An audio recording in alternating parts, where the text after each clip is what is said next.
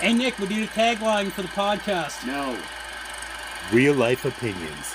Movie reviews told by fans and not critics.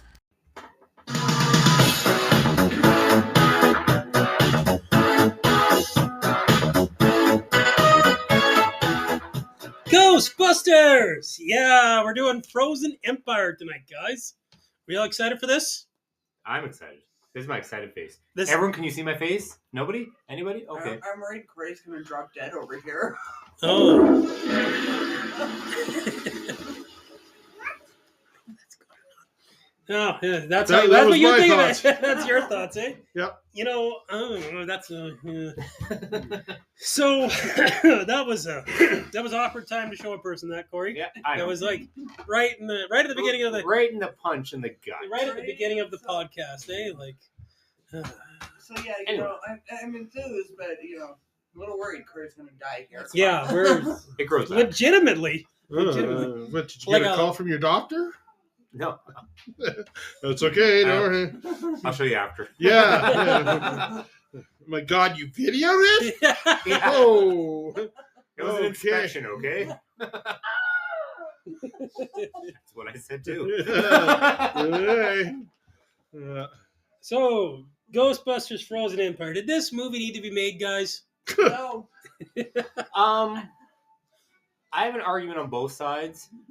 No, after seeing the finished product, but I really, really, really, really liked Afterlife, and I was hoping they could keep the excitement going. You know, I thought at the beginning of this that it was working up to be the best Ghostbuster. Honestly, the first 15 minutes of it, I just like, hey, we've got a real story we can tell here. We can have a struggle of a stepfather trying to raise his stepchildren, you know, going into the shoes of your father, into a role here, you know, a granddaughter who's in the shadow of her great and mighty grandfather. You know, it had lots of stuff, and then like then they go into the fucking new lab that they built, and the fucking girl from the last one was magically there with a proton pack, and I'm just like, okay, well, I give up on this. But it wasn't just her. Podcast was there. Like, What was Podcast there. doing there? How did these people magically get to New York City? Podcast is interning and lying to his parents. How his parents don't know about this is beyond me. But he's lying and interning for Dan Aykroyd's character. I'm not gonna lie, I kind of enjoyed seeing podcasts. Out of all of it, throw in unnecessary characters. The kid, the dark-haired kid that was her friend. But you know, like podcast, I like.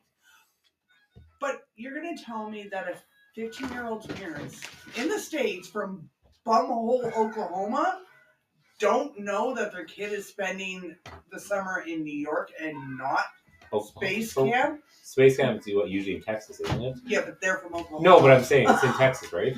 The space camp would probably be in Florida, because that's where Cape Canaveral Canaveral or is. whatever, I would think. But Regardless, nowhere near New York. Yeah. City. you're gonna tell me that a 15-year-old parents don't know where their kid is. Is she 15? Podcast. Oh, podcasts. They Oh, were yeah. both 15. She's 15. Oh, yeah, they didn't Yeah, give they an were- explanation how the other one got there, did they? No, he He was said interning for Dan Aykroyd. But he said No, my parents think I'm at space camp. I'm saying the other one. Oh yeah, for the girl daughter? whose name Yeah. escapes It's like us. Lucky or something like it's that. Lucky. Yeah. Yeah. She was interning as well. Why No. she was there made no sense. There At least was- podcast had like a bit of a reason, There I was guess. shoehorning upon shoehorning upon shoehorning for some of the characters, even the legacy characters. Podcast. So- Oh I yeah. don't know. For me, I think podcast gave a little bit more of that comical relief. Hey, I enjoy his inclusion. It just annoys me that he was included. Yeah, it annoys Mike so much he doesn't even know who the fuck we're talking about. No.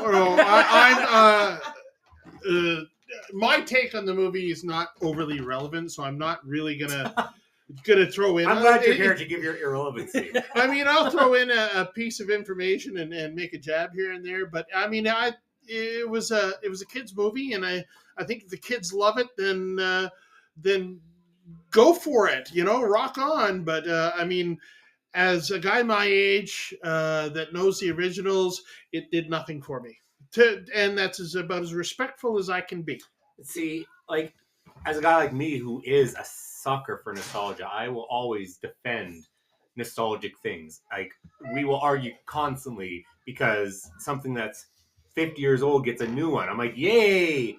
And this movie, I don't know. Like, again, I was such a huge fan of Afterlife, and this movie just, it missed the mark completely.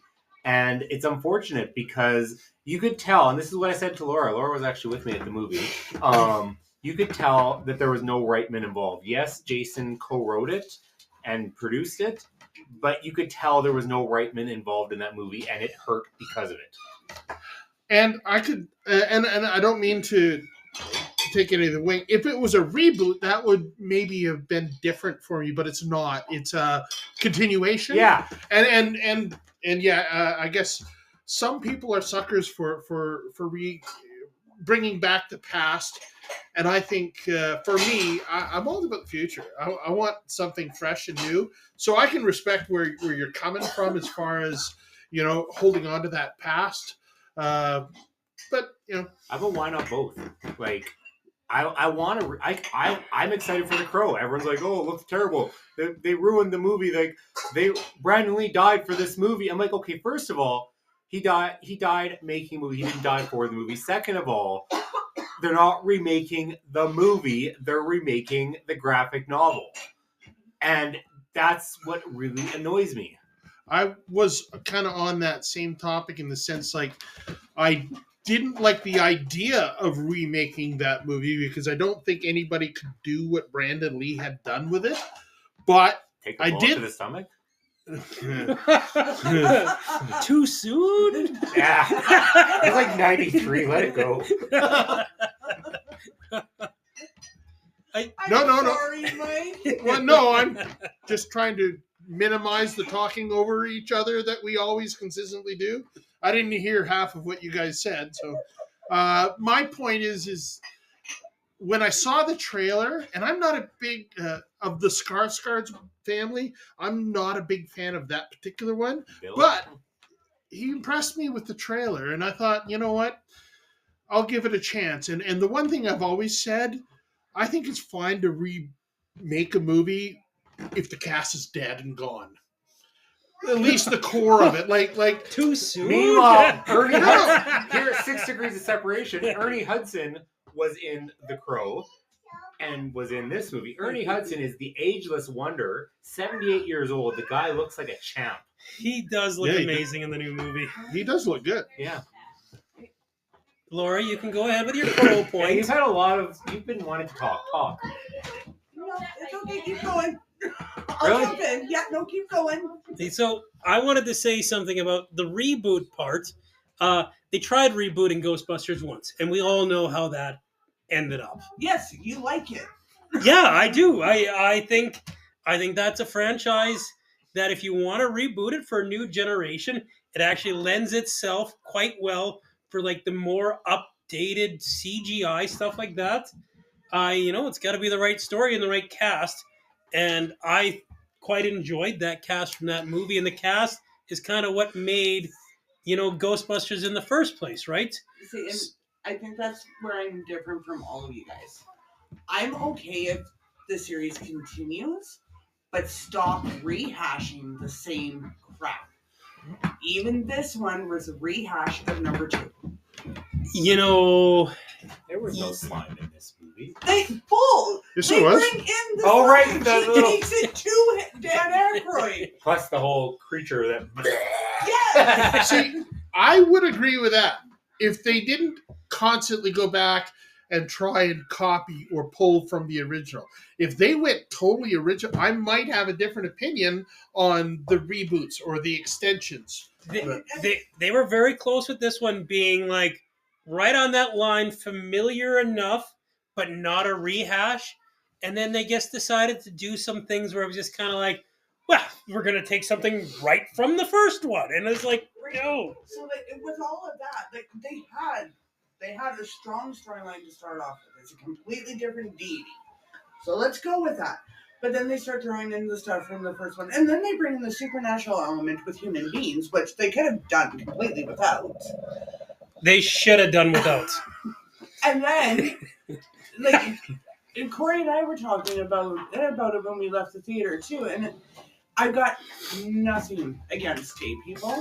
But when you're throwing a 15-year-old or somebody portraying a 15-year-old and you get that feel for it, it's almost too much. That relationship was pretty ambiguous. Like It was, but you swore there was, especially like when they saw each other. Spoiler, that it just you were waiting for them to give one last kiss. It just felt that way, and I didn't like it.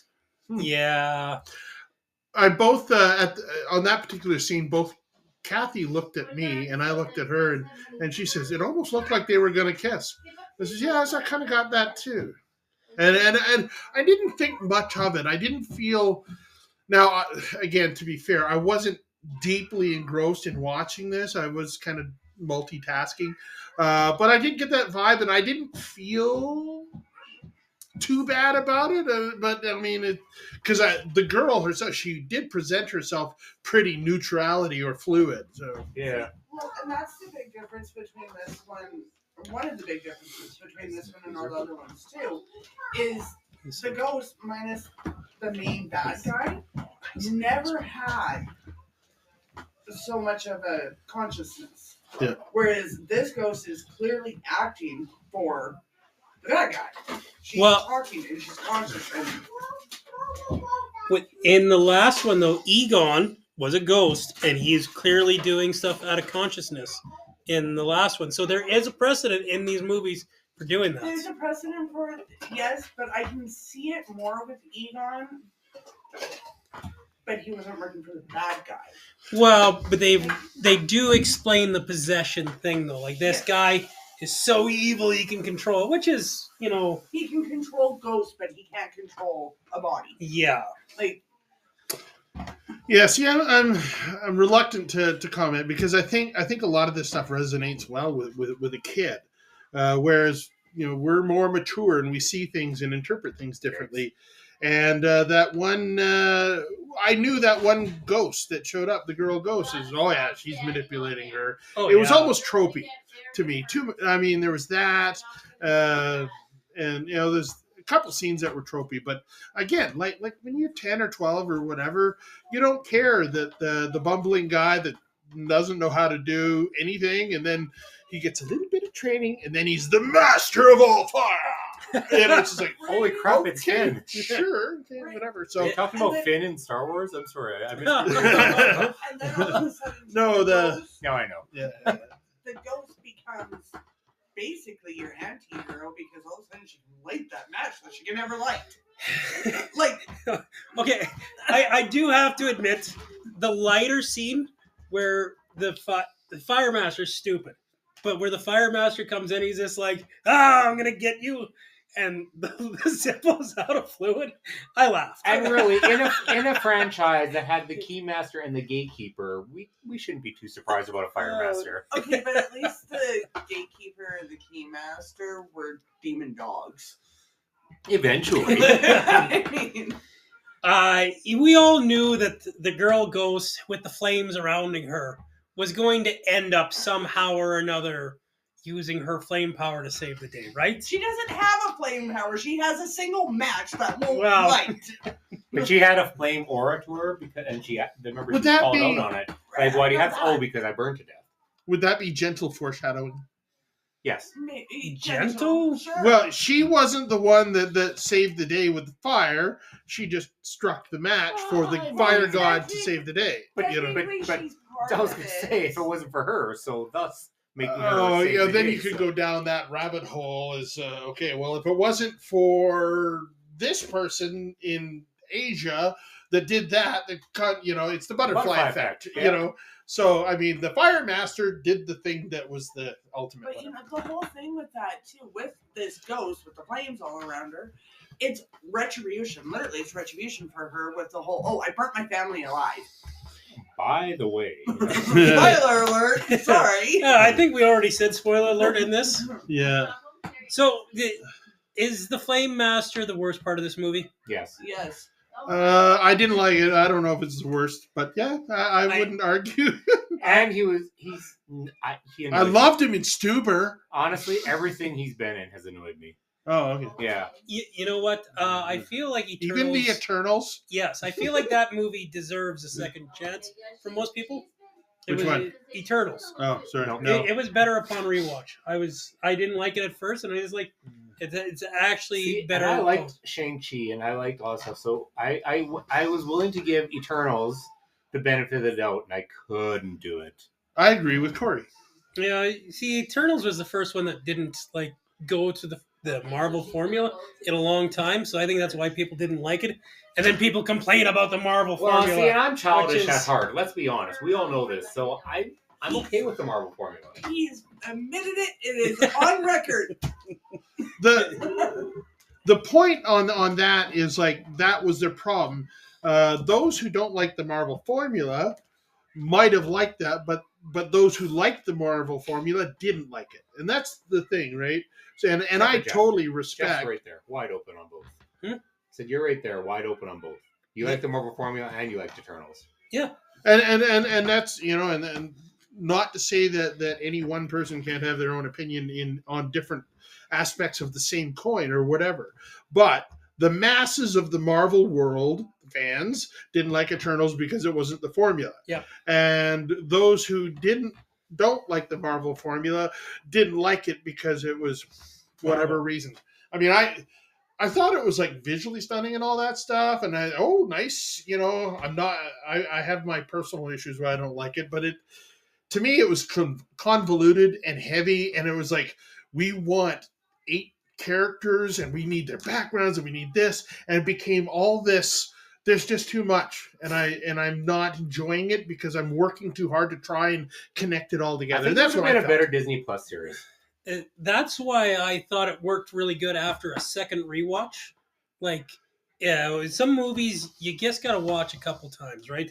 And maybe you shouldn't have to work that hard to enjoy a movie, but because I really didn't care for Eternals my first watch, it was too confusing and convoluted. And then a rewatch or two, and I some of the characters are actually pretty enduring in there, which I appreciated, and I appreciated the breath of fresh air. But yeah, he's from his first scene in this movie. He guessed, I don't know. He was him. He was him. He was supposed to be the answer to the Lewis. He was the modern day Lewis, but nobody is Rick Moranis except for Rick Moranis. Oh, yeah. So, and thinking of it that way too, the one kid that they bring in their new Blair lab, whatever the hell it is. Did anybody else feel like they were trying to replace Egon with? I really liked that character actually because I felt like that was a natural new character to introduce, and he wasn't Egon-ish enough to be he's replacing Egon. He was just kind of okay, I've been working with this technology, but we got to take a short break here, guys. So yeah, we'll be right back.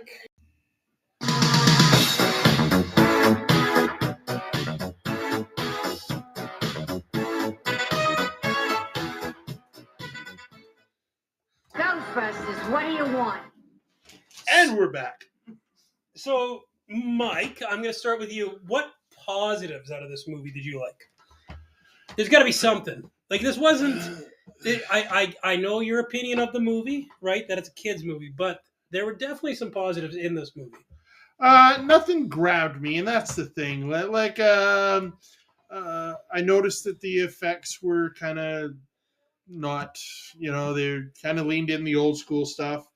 I just remember that my wife and I would look at each other early in the movie and, okay. And so I don't want to say that it's a terrible movie because it didn't grab me, and nothing jumped out and said, oh, wow, that was good.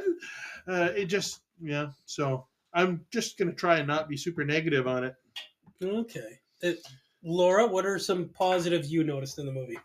Oh, right right off the bat, Slimer. Gotta have Slimer. Yeah. It was pretty awesome to see Why Slimer was again. he so goddamn huge, though? Did you see the pile of garbage that thing's been eating I for suppose. how long? Like when he came out at the end there, he was Okay. like massive. But that part at the end was pretty epic for Slimer. that was pretty epic for Slimer. You know, the movie, it had its action. I can tell you things I didn't like about it, but Well, I asked We're you not playing that specifically. game, Right? so- but for things that I liked about it, it had an okay story. Good action, Slimer. It has Slimer. That's like the high point. Slimer was a pretty high point. Like, Slimer saved the day, didn't he? Slimer did. I mean, the fact that he eats, well, he eats. See, I guess for me, I think one element cannot save a movie for me. I mean, I didn't ask you if the movie was saved, Mike. I No, asked no, you no. for good elements. I'm not, and that's what I'm saying. And nothing, like I said, same thing. Nothing jumped out to me, but you know, and I was just like Laura said that Slimer saved it for her, or it was the best part. And I don't even think one element of a movie of any kind could save the movie. I could walk out, well, that was really cool. And I don't know, for me too, the fact that it still had a few chuckles in it makes it worth it. Yeah. Corey, what were some... we're going to lose I'm Corey good. here. I'm good. You Still sure? good. Yeah, That's it's a debatable. It's Yeah, a good wow. thing you're between two people who have first aid, and well, there's I mean, we yeah. we got Amy. I just took first aid like Friday. No, Thursday. I have a medical story. Sure, why not? So I was in the Oh, fringe. guys, before you get going, you have an RN in your audience, so if she starts rolling her eyes at you, you know. Well, it's not like I did anything. Well, I was at the Fringe last year, and on our last performance of Don't You Fucking Say a Word, that was the name of the play, a lady had passed out in the audience. We assumed dehydration. It was a hot day or whatever. And we have, the Fringe typically has medical staff always on by at each show. And one of our performers felt she should push her way through and went and saved the life of the person in the audience. And that was like, that was about the thing that the medical thing that I've seen is just like, let's move past all the medical people. Get out of my way, medical people. I'm going to, you know. It's okay. I'm a limo driver. Yeah, exactly. You know. Yeah. Did she like amputate an appendix or something? No, like that? she laid her down, put her head on the thing. She's not breathing. And then, oh, now she's breathing. Oh, I'm going to give her chest compressions. Oh, no, she's got a... And it's just like, I think you're an actor, and you're confusing. This is real life. Oh, God, I hope she doesn't listen to this podcast. You know- Movies are the worst for doing CPR. They just, you can't do 3 pumps and be like, I saved them. My comment on movies I've noticed, or TV shows, a lot of them have given up the idea that they're pretending to do it, and they don't even try to make it look real anymore, which I appreciate, because you could really hurt somebody. If you didn't bust a rib, you haven't done it right. Yeah. That's what I've heard. I'm not That's saying what that. Dr. Mike Is says. that what? that is the thing they teach, that like if your rib injury is the most common thing after CPR. So Very that, common. that's what Dr. Mike says. Now, are you pretending to be Dr. Mike? No, there's a Okay. there's Who a the hell is YouTube, Dr. Mike? Dr. Mike on YouTube. He's hilarious, and he Oh. likes to make fun of doctor shows, and every episode he has, it's compressions. That's the most important thing. So. At first, I was afraid. I was trying not to do staying alive at my first aid the other day. I was like, come on, put the song on, guys. Put the song on. Well, I've never heard that one. You've never heard Staying Alive? Like, that's how you're... For CPR, not that one, no. Okay, after this is over, I got to show Staying you Alive. the office clips. So Oh, You know, yeah. just for Corey, that's not the only song that you can do it to. You can also do it to Let the Bodies Hit the Floor. I'd hate to see what happens when you get to that loud part. Let the bodies hit the floor and you hit their spine. All I know is every time I take the course, it's different. And so I have to It's adapt. true. Oh, absolutely. I've had first aid 3 times, and yeah, different every time. That's it, eh? That's it. I only ever had to do it for work, so. I've done it at least. And then I had the wilderness first aid one at Camp Woods there, so. At least 10 times, at least. Holds I up have 5 to fingers. renew my CPR. I think it expired like 2 months ago. Oh, good. Oh, yeah. I'm Nobody glad we're- be concerned about that. I'm glad we're in the good hands of this registered nurse here, so. And for those in the podcast that probably didn't hear, she was worried about her CPR expiring. Which, you know... And I'd It's not like to point she's a out... professional. I'd like to point out she's got a Superman shield crest on her sweater with RN in the middle of it. Shout out to all the RNs. All Yes. nurses, to be honest. Absolutely. You guys are the real superheroes.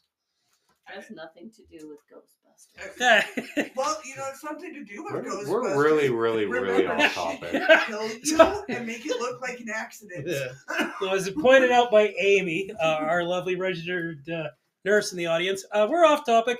Corey, what were some good bits about this movie to you? Oh, hey. How's it going? Yeah, we're talking about a movie, eh? Weird. Action was top notch in this movie for me. It was old fashioned blockbuster popcorn, edge of your seat action. And I would say the comedy saved me because it's what I expected. Like the comedy wasn't groundbreaking funny. It was just the typical funny. But yeah, I would say for me, it was the action. Mike brought up a part about the effects, about some of them being practical.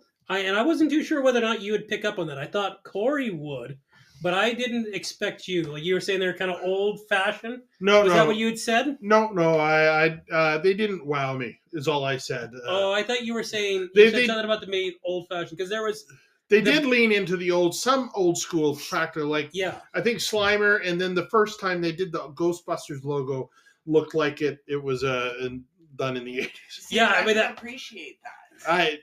Yeah, but it's 2024 for me, so But they changed it later on. So I'm pretty confident the big bad guy, the guy with the horns with the frozen powers. I think there were a lot of scenes of his that he was actually a puppet. I noticed it while first watching. Did you not pick up on that at all, Corey? Because there was a puppeteer credited in the Because yeah, when they showed close-ups of his face, even sometimes it looked like it was makeup more than it was CGI. And then yeah, like I think when he was just the silhouette, you know, how tall, dark, and horny, like he was very wooden enough that he could have very well been a puppet and not CGI, and good for them. The hand Hold on a second. movements too. Dark and horny at 12 o'clock. Yeah, see? Ah, But you know, the hand movements too, when they zoomed in on the hands, just the way that he was moving them. I do believe a lot of the hand movements. That's how you get real terror on the face. Then they did. There were some attempts for this to be some good stuff in here, right? Sorry. go ahead, Corey. Are you sure? Yeah. Okay. Canadian standoff. Eh? Yeah, right. No, you. I insist, you. I like one of the things I really liked about Afterlife was, and I mean, this is probably one of the reasons you didn't like, but what I like is that they reused the score from the first one in proper usage. Like they didn't just throw it in to throw it in; they threw it in at the right times.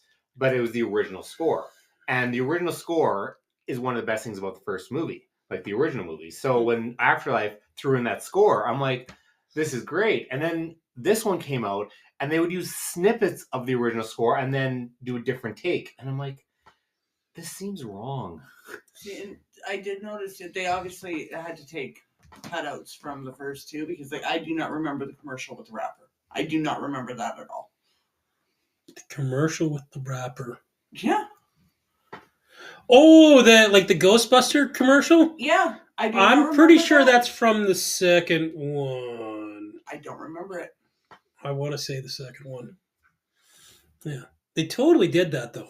I don't like how they alluded to this first movie and the second movie, but they didn't enough allude to Afterlife, considering they're a direct spin-off, and they didn't acknowledge the game, which the game I feel should be part of the universe because it was such a great tie-in. So you know what? They couldn't acknowledge the game. They just couldn't. But they acknowledged the toys.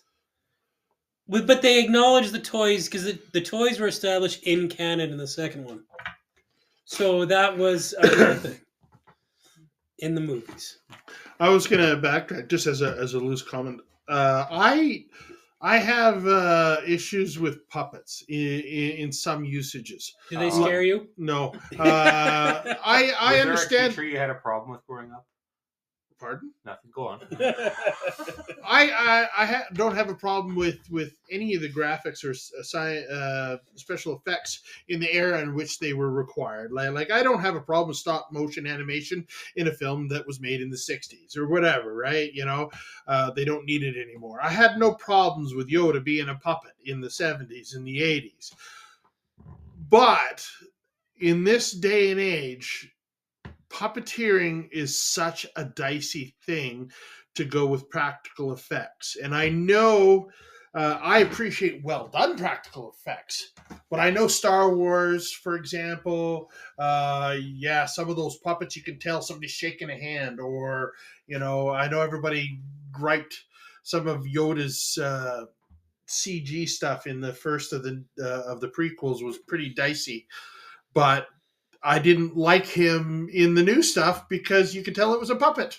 It looked like latex. You mean the original? No, the new ones, the new stuff. Oh, okay. You know, and even to jump onto that in the Mandalorian. I mean, if you like the Mandalorian, but that is a rubber puppet and it's obvious, and so you lose points when you use a puppet. And in such a fact, now I don't know how well it was in Frozen, whatever, but I think the use of it was actually quite well because it blended very seamlessly.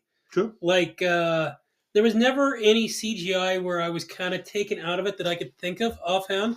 Like I hate the fucking ice spears all over the place. I think shit like that's stupid.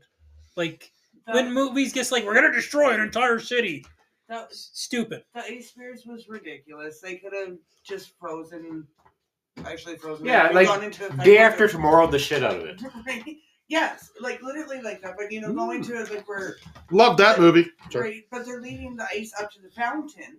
They don't really show the fountain freeze. They just kind of veer off. Yeah, right. They should have actually shown the stuff freezing. That would have been better. The ice spikes, it's cliche. Shout out to the library ghost being in it, though. Right? Oh, that was where Kathy and I looked at each other and we groaned. Oh, right. But they were at the library. Where else would they be? My son, my oldest boy, because I went with my two kids, which I think is why the experience was good for me, as opposed to like for Mike and his wife. My oldest kid's like, oh my god, that's a scene from the one movie, right, Dad? That's from the old one. Like, yeah. He was like nerdgasming out over it. See, and that's the same with me. As I went with my oldest. I mean, Corey and Lisa were there. Yeah, I just want to visit. That was it. Yeah, you're Laura's oldest. Yeah. Yes, he is.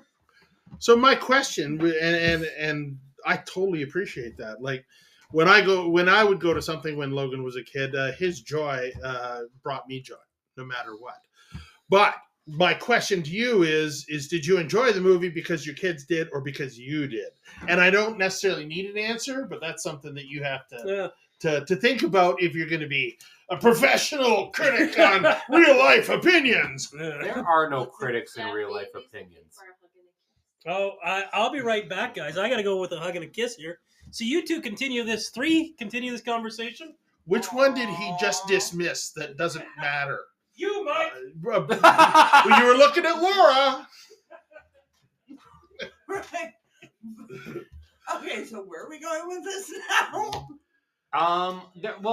We had this conversation a while back about Cars, like the movie Disney's Cars. Disney's Cars was not a good movie. It was a rehashed story. It was two-dimensional characters. It was a terrible soundtrack because I hated that Rascal Flatts version of Life is a Highway.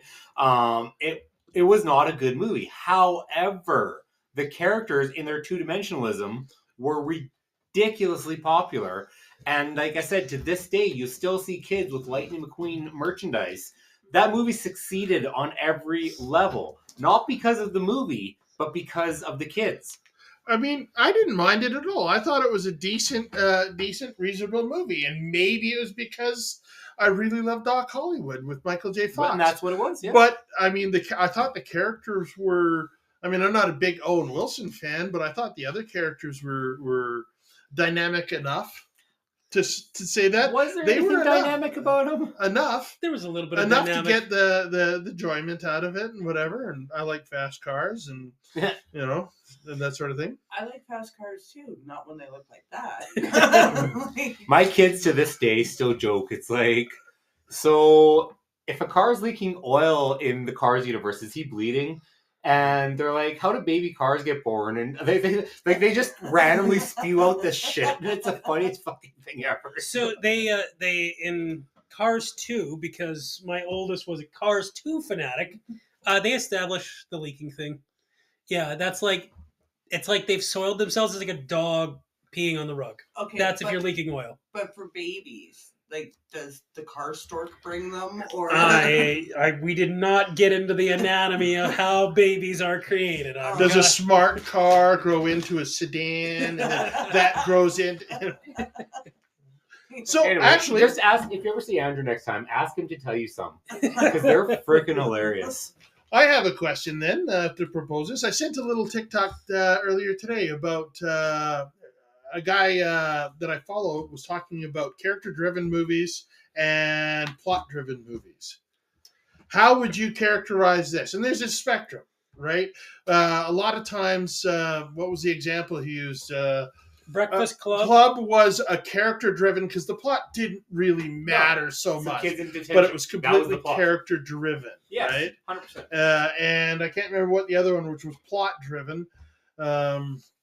Jeff, you remembered that one? I don't remember the plot. See, you got a movie like Pulp Fiction where it's both. And yeah, that's what they're saying. I think both, they used Moana as one that has a blend of both. I've still never seen that. It's quite good, actually. Yeah, I'm not knocking it by any means. So where would you describe this? This one is plot driven because the characters are too flat.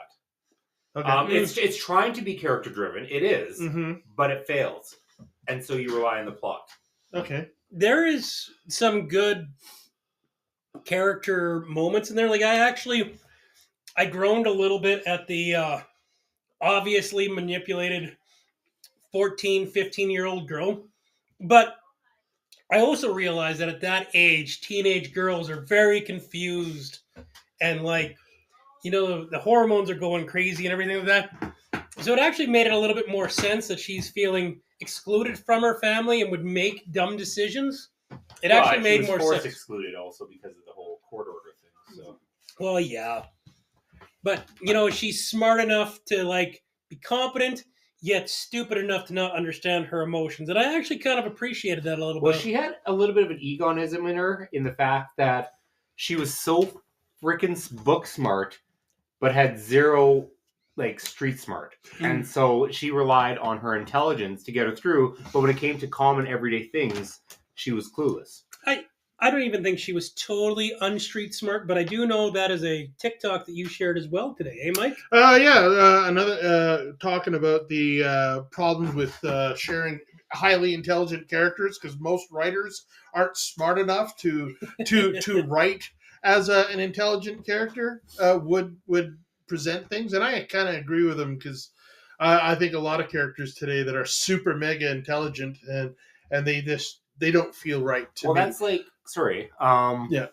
Michael Crichton was a genius, right? And he relied on his friends in the medical fields. So when you read his stuff, like Jurassic Park, like the original, and then he did another one that I can't think of right now. It was not part of that series, but it's something else. He did the TV series ER. Yeah, so he it's not that he was smart, but he knew who to employ. Michael Bay, sadly, is a good example. he has a lot of connections with the army. So most of his army jargon and shit that goes on in the army in those movies is pretty damn legit. So Michael Crichton is one of my favorite authors. Authors. Arthur? Dudley Moore was my favorite Arthur. I used to be a big Michael Crichton fan. I don't read him so much anymore, but like there's a He lot. doesn't write so much anymore either.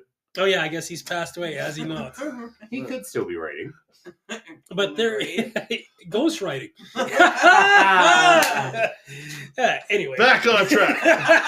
Thanks, everybody. Have a good night. Be sure to tip your waitress. But yeah, he knows how to write an intelligent person. Like look Yeah, at he the Jeff Goldblum character, right? Very intelligent and everything like that. But he knows enough to write an intelligent person that also has areas that he doesn't know anything about, like, and not because he doesn't know about life, like the suggestion there, like, oh, well, he doesn't know how to get girls because he's a nerd. No, he just doesn't understand different types of sciences, which is normally what a smart person is like, right? Like, Actually, that's something I appreciated about the original and some of the other stuff too. Is Egon that's Harold Ramis' character, right? Yeah, Ramis. Yeah. That how many real life smart people, like super intelligent people, do we know if we think about Elon Musk's and is he Elon and all Musk these other super- people? How do they behave when we see them in interviews? They're always off and awkward and That's weird. the word, yeah. And nobody, there's never been a super intelligent person that has the wit of like Tony Stark on Iron Man, right? Or well, What's because generally when you're that smart, I know this is me spitballing, I have no idea if it's true, but I think that if you're that smart, you spend your whole life focusing on studies and not focusing on your social life. And so you've got the intelligence down to a science, but you never quite figured out that social part. I think a lot of these people in that, like the Elon Musk type people, I think it's more an autistic spectrum thing, to be honest. 100%. I 100% agree with Jeff. Yeah. It's getting to be a habit. And where Egon was probably written as an autistic character, they just didn't realize he was an autistic Yeah, character. what it was at the time. Yeah. I felt they presented him really well in that after the fact. Of course, in the 80s, I didn't know what the world didn't know what autism was. It didn't exist yet. Well, that's of not course accurate. it existed. I mean, Rain Man, come on. But yeah, that's true. I was the kid that I was diagnosed with ADHD as a kid. I was 10 years old, 1990, and I was a freaking lab rat. They're like, "Oh, you need to go to the university, and they're going to study you, and they're going to do all this stuff, and they're going to pump you full of drugs and blah blah." I was that kid. So Wow. yeah, and look at me now. Well, they Anyway. put me in a closet with a speaking spell and said, "Practice." You'll get there. Yeah, one Nope, day, Mike. still haven't. Laura is her dids on this. That dids was on hilarious, by the way. That was cute. Didn't know like that when you did the definition thing. Right? I Yeah. immediately had to justify myself. That made me laugh quite a bit, actually. So. Yeah, no, you put that in him reading, it's like, yeah, no, it's dibs. Not. Between you and Jeff, I could spend days correcting your text, but I don't. Mostly. I Mostly. had to today. It was there. And for me, it's because I have a flip phone generally. Yes, Okay, that that's what things he's don't saying, so. don't. I things speech don't- to text. You can't speech to text on a flip phone. You never But go ask them you out. can't type on a flip phone either, so. Okay, so is no one going to ask me what I thought were the good parts No, of we this don't movie? care. No. No, just kidding. Jeff, what did you think? was Jeff, the good we need to parts? know. Well, you need to know, I eh? need to, this inquiring a- minds want to know. My mind's not This is inquiring, a that burning was- question in everybody's minds, eh? Well, maybe not mine, but somebody. There were, I think I'll get into it when we get into the whole overarching some of it, but I appreciated the attempt at some new dynamics with the family dynamics in there, like newly becoming a stepfather, and it kind of annoyed me. Kind of appreciated the 14, 15-year-old girl with the confusing emotions. Like, I thought some of that was pretty good, right? And You know what? Most of the new ghosts were pretty excellent. Or I shouldn't say new ghosts, but most of the ghosts were pretty excellent. Plus, the new nerd guy, I think, is a welcome addition. One of the few welcome new additions. So I have to agree with you for some of the new ghosts, just because of the Hell's Kitchen sewer dragon. That was pretty fucking cool. Right. I think the dude that spit the slime there, the little round thingy, Yeah. I think that was Reitman's fingerprint. But That seemed very Reitman. So So was that a ghost or was it an alien? It was a- it reminded me of one of the things from Evolution, I was thinking the Yeah. same thing. and that was an Ivan Reitman movie too. Yeah. So it was an alien. It wasn't a ghost. I've always kind of considered Evolution the true third Ghostbuster. It wasn't as good as the original Ghostbusters, but like I always considered it like the actual third Ghostbuster. I always movie. consider it the comedic spin-off of X-Files because David Duchovny. So Yeah. I love that movie. it's I a thought it was- freaking fantastic. I had a lot of movie. fun in that Like it's movie. in my top 5 comedies. Yeah. So I definitely wouldn't rank it there, guys. it's just one of those things that I have to watch a lot. I love it that I much. haven't so. watched it enough as I'd like to, but again, And I that- can't find my copy now, so I'm a little bitter. I don't have it. When I rewatched it a few years back, I'm just like, this isn't as good as I remember. It was so Reitman. Like again, I use Reitman as an adjective or a verb more of a yeah than anything. Like it's a very Reitman movie, and everything that Ivan Reitman has done, and then for the most part, what Jason Reitman has done has that fingerprint on it. What's Reitman done besides like Jason? What's he done besides Didn't he do Juno? was that him? Yeah. Oh, I think you're right. Yeah, And Juno was great at it. Juno was fantastic. Yeah. I mean, I'm going to leave the conversation at that. What's it called? But yeah, no, Juno was one of the best coming of age movies I've seen in a long time. So It was brave to tackle teenage pregnancy in Yeah. such a form, right? in which movie? Juno, Oh yeah, I didn't see that one. it was, So- it was what? We're going to take a quick break here, guys, and we're going to talk about what we didn't like about the movie. I've been waiting 40 years for this. Not me. Oh, well, now we're going to get into your favorite part of this discussion, Mike. What we didn't like about this movie. Such negative vibes coming towards me. Like I said, nothing really struck me. There was tropes I didn't like. I mean, all of a sudden the fire master couldn't do shit, and then in the next scene, he actually mastered the fire to all intent. We have I don't know. There were so many tropes there that just doesn't resonate with me. She mastered how to change the thing, but with the brass in one scene, and she remastered the whole thing in less Can you time. get enough heat from a stovetop to melt metal? No. Some metals, yes, not all metals. Brass is a probably. fairly low. Brass and aluminum, lead, gold. They're all pretty low melting points, but I don't know how hot a stove would go. Because isn't that all she used? Probably. He Yes. used the torch. Oh, okay. But again, I mean, Okay. But that you'd get more heat from that stove than you did that torch. Yes. It was a very small torch. yeah. So, I mean, like I say, Every time I see that in movies, it bugs me. Just heating things up on the stove to melt them. But it does work with some things, though. Like, I don't know if copper would be like it's a softer metal, but not that soft of a metal. You'd have better luck putting that on a barbecue. Yeah, maybe. Are you googling it? yeah, Mike? just curious because I know we at work will melt aluminum and lead. We're used to anyway. So not copper. Well, what's 1700 degrees Fahrenheit in Celsius? Hot.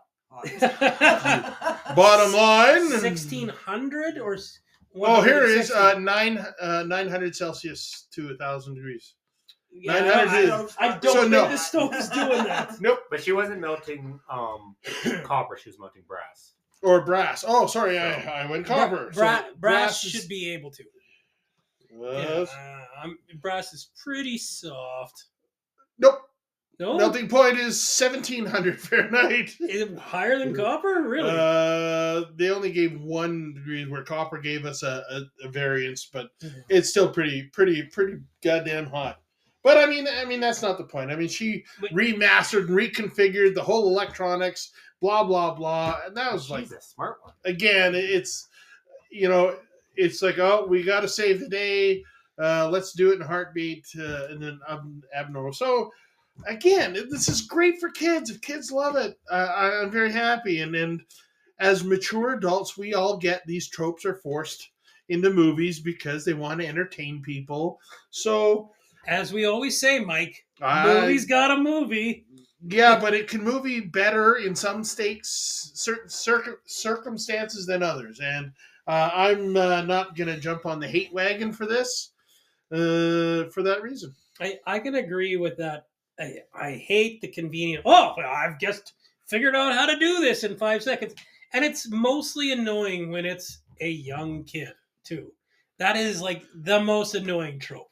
Now, she's supposed to have inherited her grandfather's intelligence, right? What else was bad about this movie? But her grandfather took tens of years to learn all this stuff. She didn't like. Yeah. You can't. What's it called? Hereditary. You can't. Genetics? You can't hereditate knowledge. I like that. I'm calling the dictionary knowledge, people. eh? That is happening. Hereditarily. Yes. Yeah, and and that's the thing. So. Yeah, it's just the thing that movies got to do, and it annoys me.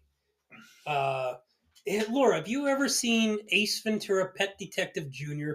I feel like if anybody here has. Yes. It wasn't me. Shoot So. me now. I actually haven't seen it, but I do know he acts just like Jim Carrey. Does he Oh, not? crap. Maybe Very I did much see so. that. He very, very much so. And now he sidetracking. He did actually state that in order to act that way, he watched the original Ace Venturas over and over and over. Well, I was more getting with the hereditary thing. Like, Not related by any means. I mean, like, well, his father acted this way, so the son acts this way and knows these things, Okay, right? Because now- movies do that. Stupidity is genetically passed on. My poor children. But mannerisms and gestures and physical tendencies or certain habits fine to some degree, but you don't inherit knowledge. No. Yeah. And I don't get how, and it happens in real life too. I don't get how people are born with talent. I could never wrap my brain around it. Whether it be scientific, whether it be sports, whether it be whatever.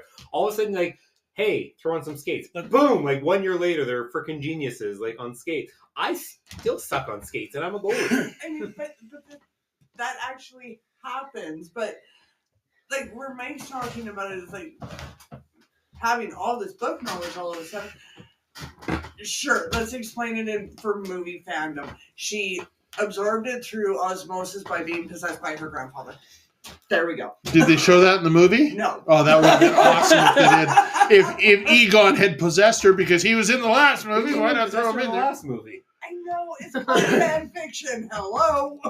To jump onto what Corey was saying there, I think greatness is not a birthright. You aren't born with greatness. You are born with the elements to become great. I don't think Gretzky or Crosby were born great hockey players. They were born with the elements to be great, and then they utilized that, and they found that passion.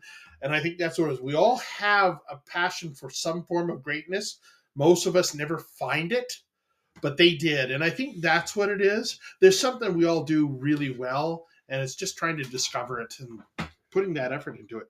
But I'm never, if I was given the tools as a child, the motivation that Wayne Gretzky has, the money that Sidney Crosby had to go to higher levels in hockey, I still, as a physical person, would never have reached their levels. Like, if I had their drive and everything like that, it's just I wasn't born with the physical gifts they were. But see, Well, again, that's two. There's physical, and mental. But I mean, I was going to say you know who Spud Webb is. You know who I don't know who Spud Webb is. he's a 5'5" NBA national. Muggsy Bogues, man. What's that? Muggsy Bogues. Yeah. I know Muggsy. Who is it? Was it for the Flames there?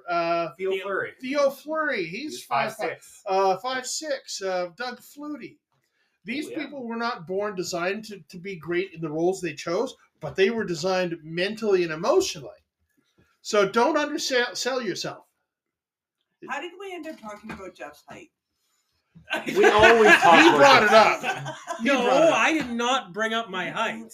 I Because just he said, generally doesn't bring up a lot. Oh, you brought up your physicality. yeah, my Okay. height's got nothing to do with my physicality. Well, and I used You're physically Wow, untall. I used that the opposites in physical fields can excel. You know, who's a Canadian basketball player who's like a 8-time NBA Steve champ? Nash. Yeah, Nash. Yeah. He's white. From BC. Yeah. Yeah. Somebody famous from Canada that's not from Ontario. NBA 8-time or whatever it was. I can't remember. I don't 6-time know. All-star, and he's Phoenix Suns and Dallas Mavericks, and then a few sprinkled in between. So Canadian white guy. There you go. Look, Brendan Fraser's a famous Canadian, and he's from Illinois. yeah, yeah.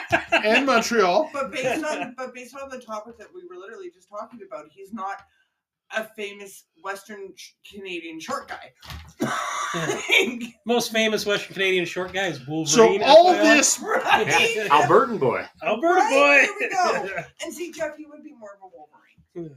Just Jeff would be a fantastic Wolverine. Yeah. what? What's his pickle? If you're listening, hey. Hugh Jackman? No. Kevin Feige? Yes, Kevin Feige? Feige. If you're listening, I think he's lost his mojo. even His better. what? I think His that, mojo. Yes. I think that increases my chances. Yeah. Go ahead, Mike. All this boils down to is the trope that Egon's granddaughter was pushing the limits is basically what this whole conversation was about. It was a trope we all don't necessarily love, but young kids, that's fine. Yeah, they suspend their disbelief. What about you, Laura? What about this movie did you not like? I honestly felt that there was too many plots inside of it. There was just too much going on. Now, I know a movie's got a movie. I get it. But a movie doesn't need to have 4 in one damn movie. It's the Spider-Man 3 problem, right? Yes. Yeah. That was going to be my question. I mean, how many celebrities do we need to shoehorn into here? Now, I'm not going to use. I retract that statement, and I would like to retrace it. How many celebrities did we put into the movie, and can we find it successful? Right. See, and I love the fact that they had at least the 4 original ones. I could have lived without the mayor. Could have lived without him. But at least the original 4. When I talk about what I don't like about the movie, I'm talking about the mayor. Right. I actually think they almost got the originals correct. Almost. Like they had they had them in new roles, which is an actual natural progression, I think, right? See, and I think part of it too is, you got Bankman, but where's Dana? Yeah, they were never going to stay together. The end of Afterlife, they're together. Were they dating? Post credits. Really? Yep. Yeah, but they were doing science experiments together. She's doing the same psychology test right. on him that he was doing on college students. They Right. are married in together. Right. A little bit of biology, that's science. Well, Huh. A little bit of chemistry, that's science. Right? so like after her kid gets like possessed, you think she wants anything to do with ghostbusting? Obviously, she's still with Bankman, who's a nutsoid and a pervert. But that's besides the point. It legitimately looked like he wasn't going to come back to do ghostbusting though. It was out there that he wasn't That's not a going question. to, It's gonna but be he in my ended up points. he ended up signing on to come do it. So Yeah, fair enough.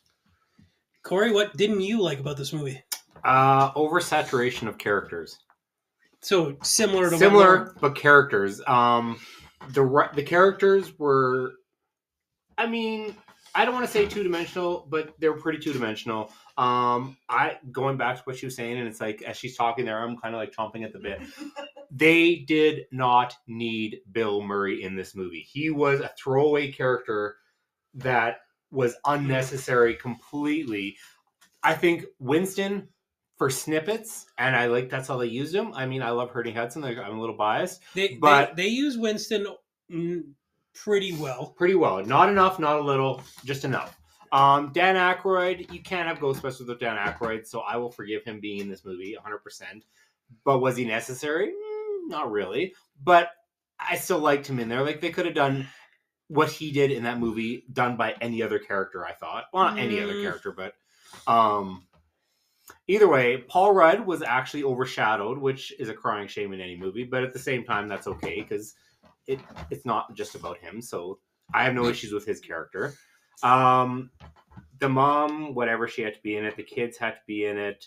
But yeah, like you said, the lucky girl did not need to be in it. Podcast did not need to be. Although I love Podcast, he's like a guilty pleasure character of mine, but he did not need to be in it.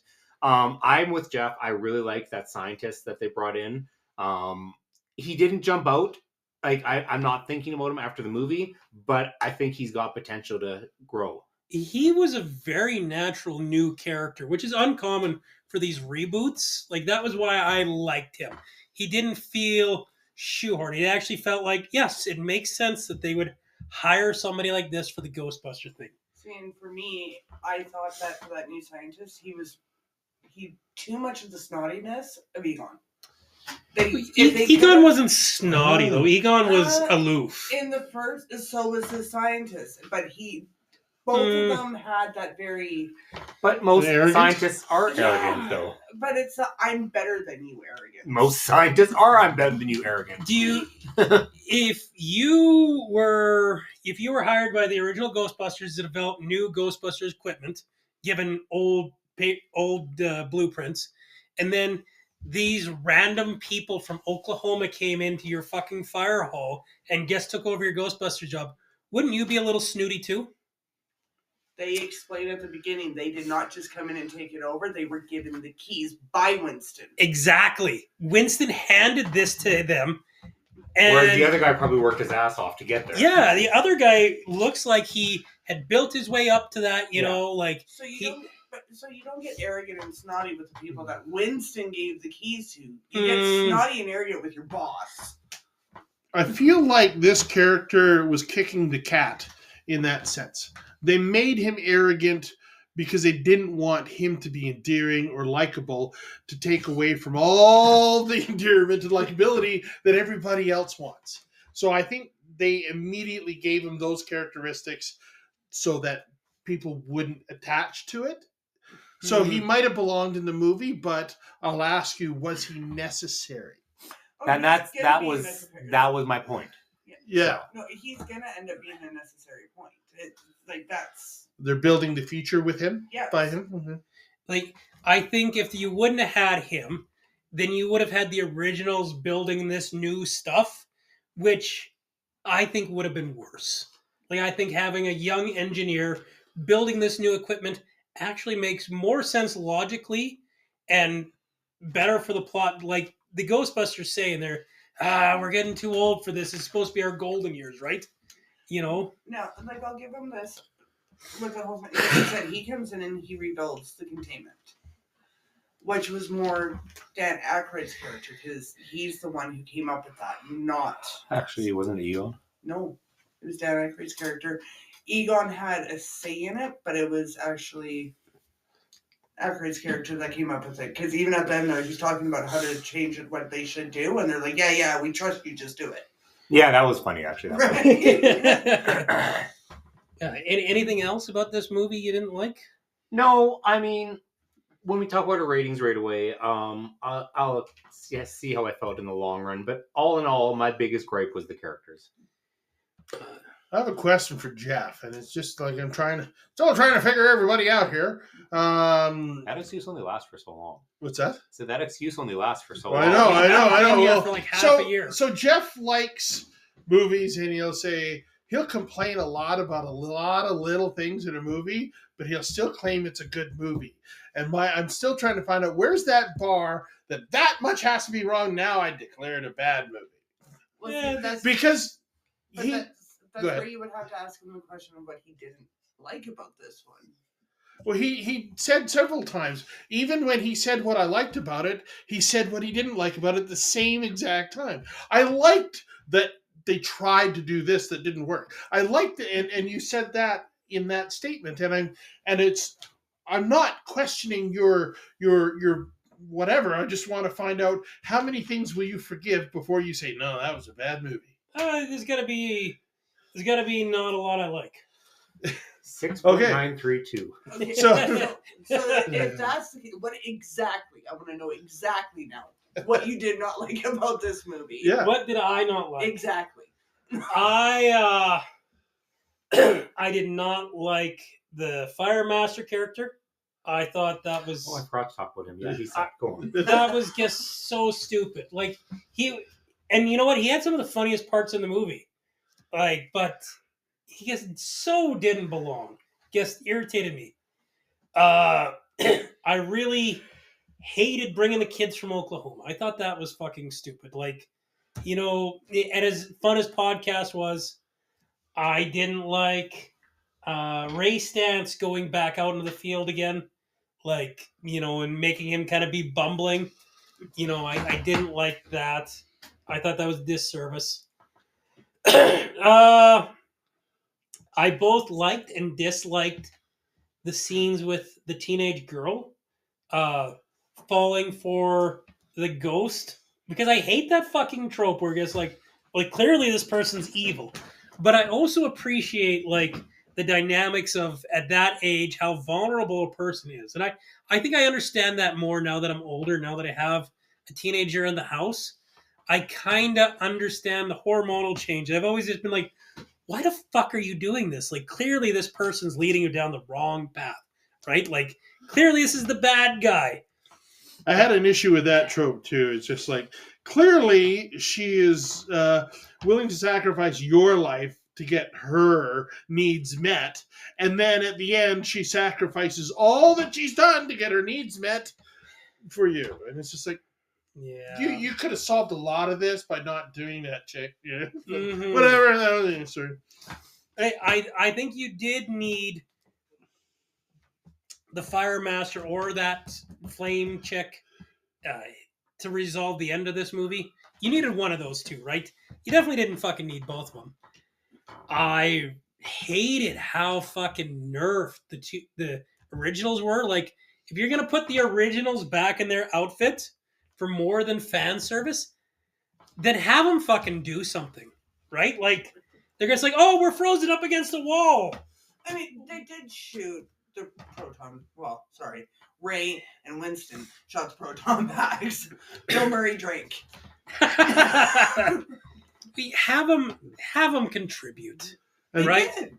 this becomes a problem, and we've seen it with Jurassic Park and Star Wars and this one. When you've got a 40-year separation and you want to bring everybody back together, and you've got 40 years of something you want to fill in, and you want to create something new for the future, and you got too much information you need to get out there for one movie. Mm-hmm. You know, and it's just like, it just feels forced. They were doing an excellent job with the original cast up until like they started putting them back into the Ghostbusters suits.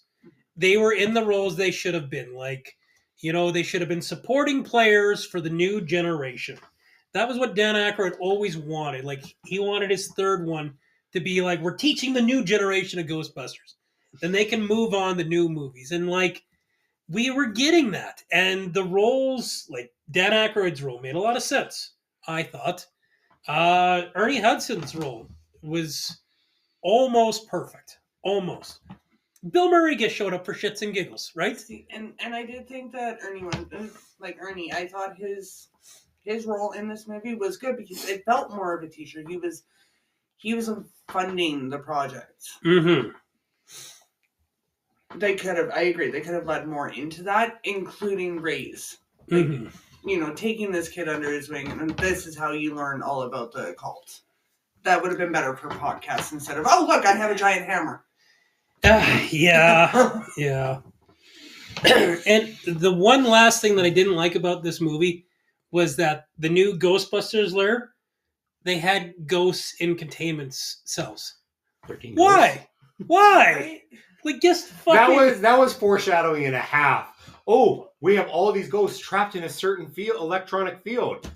It would be a shame if the power went out. Right? Oh, don't worry, the generator will come out right away. Didn't that happen in the second one? Cough, cough, Jurassic Park, cough, cough, 13 ghosts, cough, cough. Oh, and I almost forgot about the thing I hated the most about this movie. He hates a lot for a movie Yeah, that maybe he likes. Maybe I don't like this movie. You don't know that. We never will with your rating either. Okay, sorry. The mayor. Okay? Oh, yes, you need to touch on that. Why did the fucking mayor take away the firehouse and their equipment? Again? I've been waiting 40 years for this. It was so, like... I love that guy became the mayor. I thought that was a good touch. But to have him a third time, do something to hinder the Ghostbusters? But there's only been 5 of these movies, 4 of them in this universe, so he's done it every single time the Ghostbusters have been in New York. It's the class. Who's it? Mulder and Scully. Who's the chick? Mulder? No, she's Scully. No, she's Scully. I mean, it's Fox this classic. Mulder and Dana Scully. You've seen all this stuff. You've seen the ghosts. You've seen the aliens. You keep seeing them over and over and over again. You've seen the world being saved, and yet you're still a dick. Yeah. Well, but what's it called? Actually, he doesn't. This man has no dick. I lost my train of thought there. Don't worry about that. Okay. Yeah, it's gone. It's gone. It'll never be found again. I think it would have been funnier that this guy that hates the fucking Ghostbusters finally becomes mayor of New York. And how does New York vote this guy in? Yeah, well, right. they've forgotten about the Ghostbusters by this point, so... I think it would have been funny if he had done a total flip. I'm trying to think of the movie. Terminator 3, where the psychiatrist is like, oh my God, he's paranoid about Terminators now. I think if they would have done a total flip where he would have been like, you're expecting him to be an asshole. And like, oh my God, please save us, Ghostbusters, because he's seen this already. So become the mayor from the first one. No. That Lenny got them out of jail in the second movie, right? Out of the nut house, because he believed in them, but his assistant didn't. So he always believed in them. He just didn't like them. But yeah, that was kind of, I think what I was trying to say is, like, Atherton always, and I love William Atherton. He's like the best jerk ever, like in every movie he's in. But yeah, like remember how he says in the first movie when they try to shut him down, these men use sense and nerve gases. People think they're seeing ghosts. Yeah. And now he gets dumped all that marshmallow on him in the first movie. He knows this shit is real, and he's still a dick. So, and he still refuses to believe. Yeah. Did it change anything in the plot? Him doing that? No. Did nothing. I just couldn't believe he actually interviewed the kids on TV that whole time. Then they all knew all about it. Jesus. Oh, sorry, that's Die Hard. I was going to say. Sorry. I thought you were going for Die Hard, but... Okay, well, after these messages, if Corey survives, we will do final thoughts. Try to imagine all life as you know it stopping instantaneously and every molecule in your body exploding at the speed of light. Right, that's bad.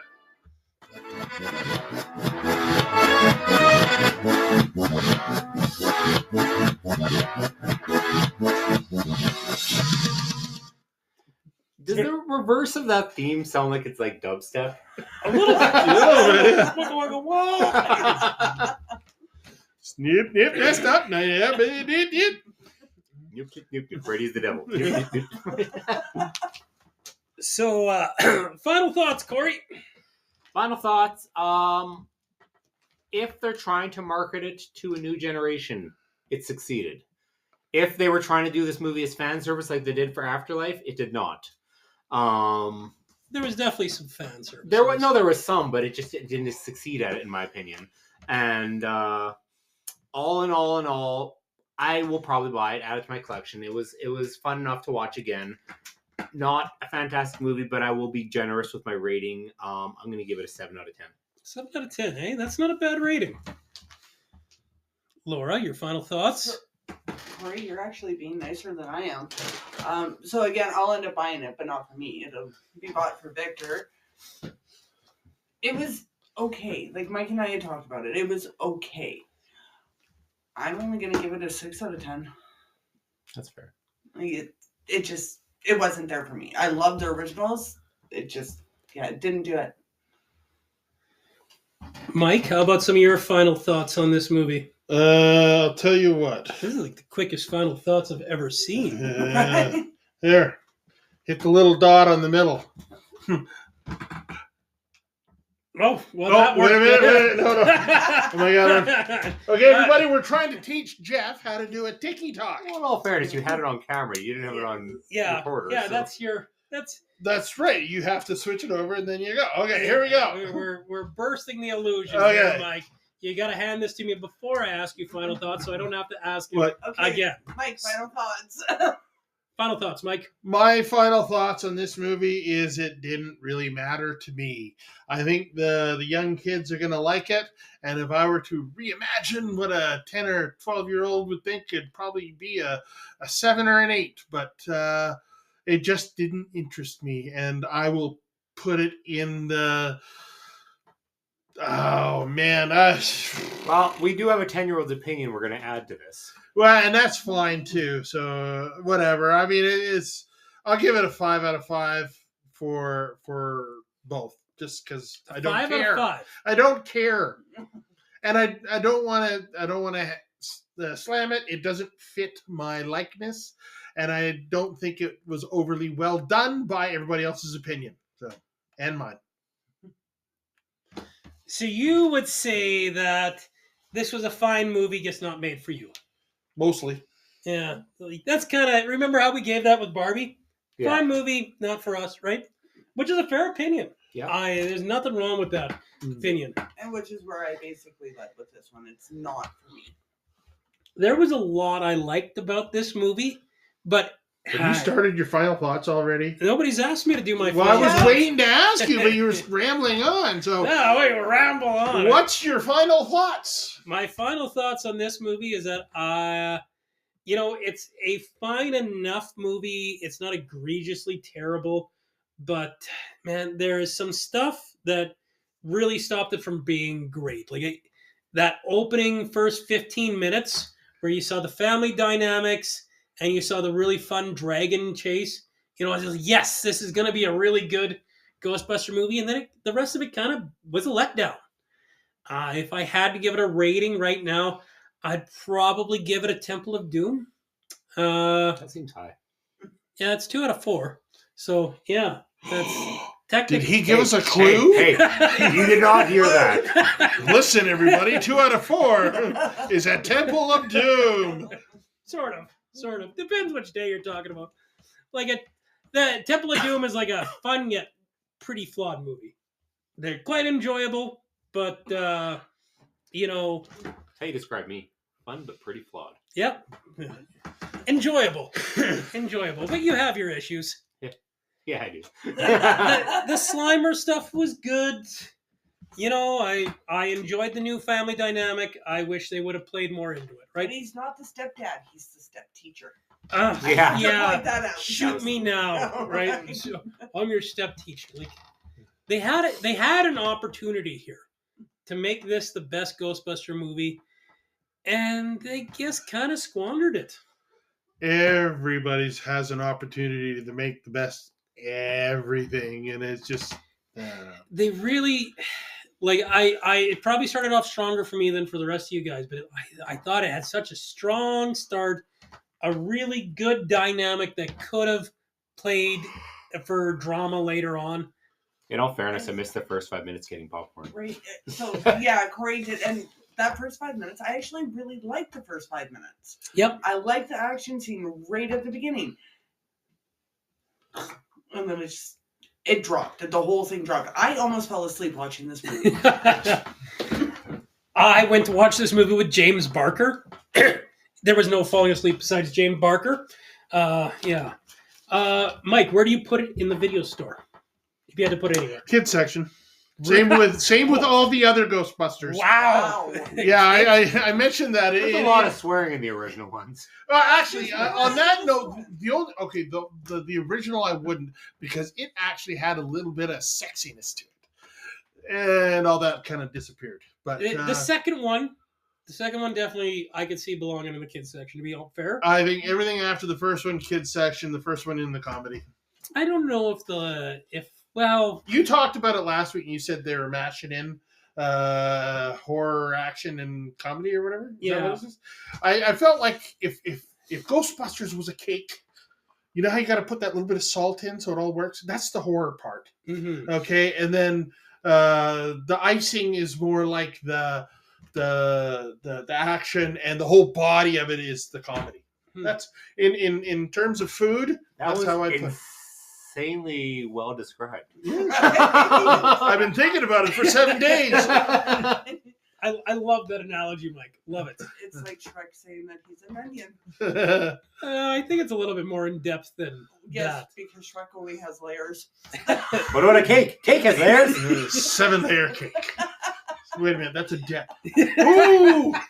Next one's going to be a dip. Describing it in food. Oh, God. Have we got a new segment for Mike now? Yeah. Okay. How many layered dip is it? No, but what food does this really belong in? See, I rank movies in Indiana Jones. You should start ranking movies in cakes. Or food. I will define them in food for sure. That could be fun. Yeah. Corey, where do you put this in the video store? This actually came super close to me to actually being the most drama of the movies. Mm-hmm. I'd put it more in action than it would in comedy, to be honest. More action than comedy, eh? Yeah. It's borderline. It's borderline. Laura, where would you put this in the video store? Minus the first 15 minutes. I'd have to agree with Corey, not so much on the action, but I would put it in drama. I am kind of surprised by that because the last one, I get that. This one, I don't. But it's for different reasons, right? Yeah, this one's got a little bit of drama. This one has a lot of drama. After that first action sequence, it's all drama. Like, woe is me, I'm not allowed to do this. I'm going to be a typical 15-year-old teenager and act out against my mother and do what I'm not supposed to do. So you've got all that drama element. Either apologize or go to jail. The next scene she's in jail. See, that's totally what I would have done. Behave or go to jail. Oh, I'm going to jail.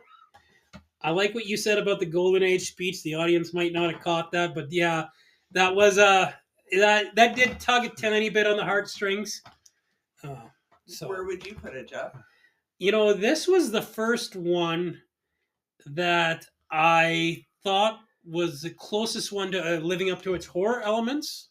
Just because the villain's creepy as fuck. Can we all admit, that dude's... No. Say it right. Say it right, Jeff.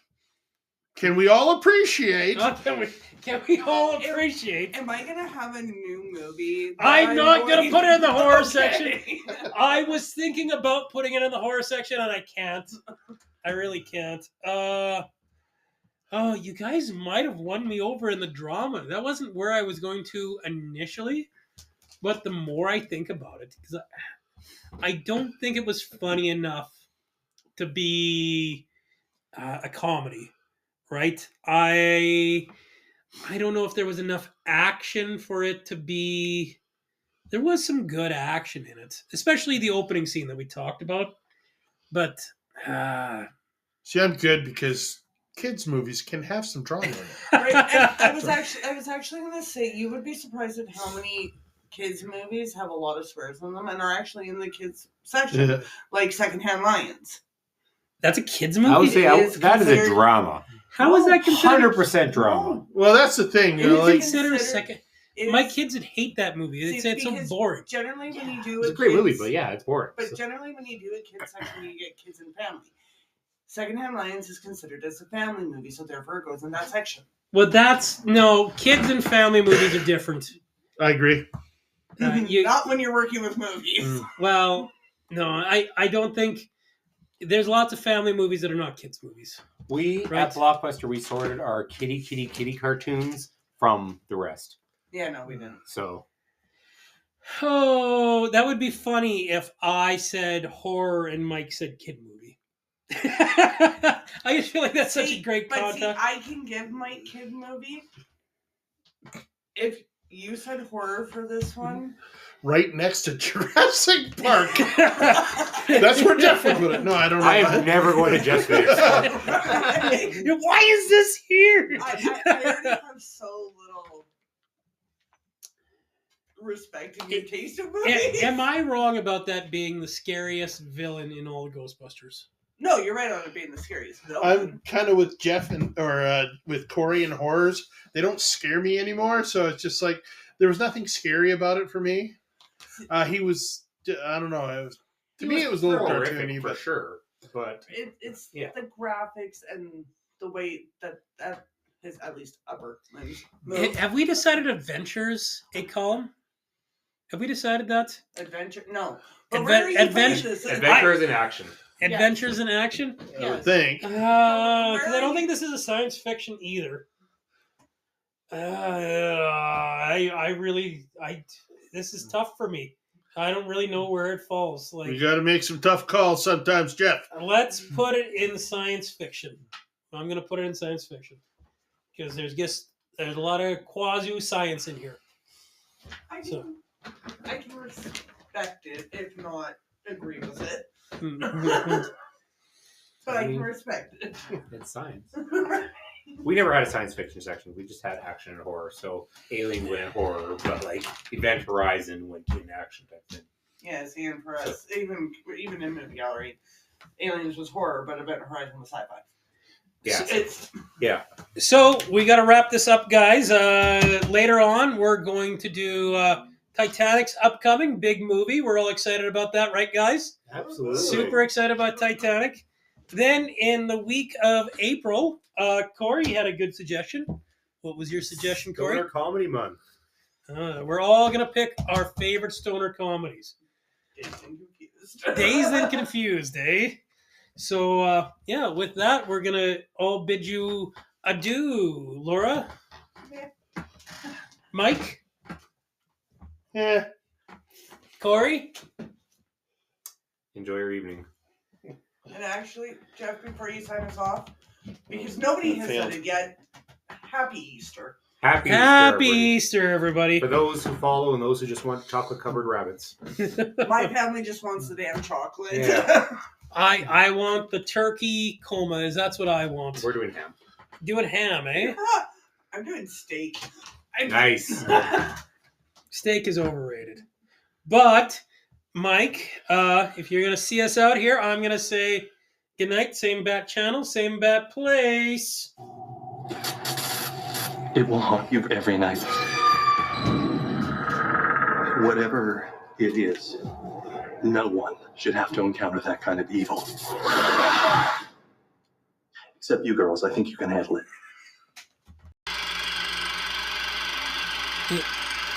Is that it?